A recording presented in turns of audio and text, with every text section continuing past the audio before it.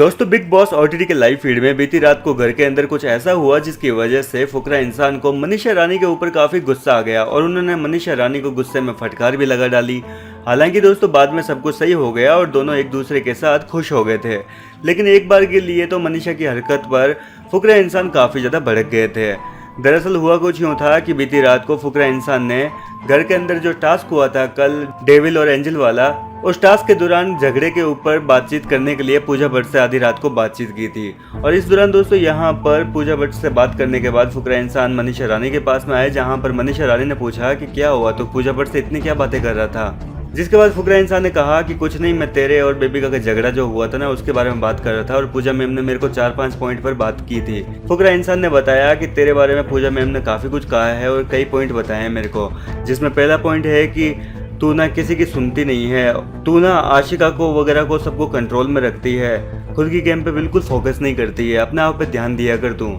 और दूसरा पॉइंट ये है कि वीकेंड के बार पर जो चीज़ें तेरे को समझाई जाती है तो उन चीज़ों को बिल्कुल भी समझती नहीं है। और फुकरा इंसान ने कहा कि पूजा मैम की इस बात पे तो मैं भी एग्री करता हूँ कि तू उन चीज़ों को समझती नहीं है, तू वापस वैसी की वैसी हो जाती है। वहीं इसके बाद में तीसरा पॉइंट गिनाया कि तू किसी की भी सुनती नहीं है, बस खुद की बातें करती रहती है, हमेशा जब देखो अपनी चलाएगी, सामने वाले की नहीं सुनेगी कि सामने वाला कहना क्या चाहता है। वहीं अगला पॉइंट उन्होंने गिनाया कि सिर्फ तुम अपनेपन में रहती हो, खुद का विजडम रहती हो, खुद की तुम्हें अच्छी बातें करनी पसंद है और जब तक तुम्हारे चेहरे पर मासूमियत होती है ना तब तक तुम बहुत अच्छी दिखती हो, लेकिन जब तुम फेक बनने की कोशिश करती हो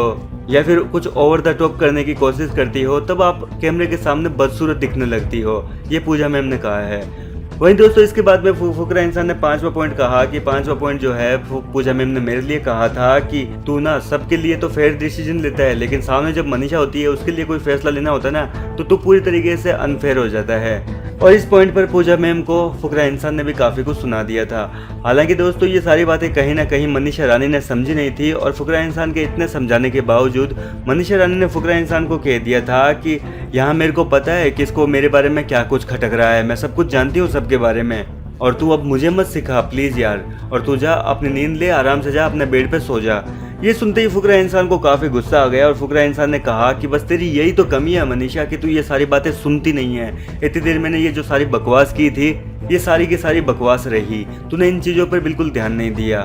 हालांकि बाद में मनीषा ने अपनी गलती के लिए सॉरी बोला और कहा कि ठीक है हम अपने ऊपर ध्यान देंगे और आगे से जो गलती कर रहे थे अब वो आगे से कभी नहीं होगी। जिसके बाद कहीं ना कहीं फुकरा इंसान भी खुश हो गए और फुकरा इंसान ने जिस तरीके से मनीषा रानी को समझाया वो वाकई तरीका काफ़ी अच्छा था। फिलहाल आपको क्या लगता है दोस्तों, आप कितने सहमत है इन सारे पॉइंट्स से? अपनी राय हमें कमेंट में जरूर बताइए। यदि आप भी मनीषा रानी और फुकरा इंसान के फैंस हैं तो वीडियो को लाइक और चैनल को सब्सक्राइब करें।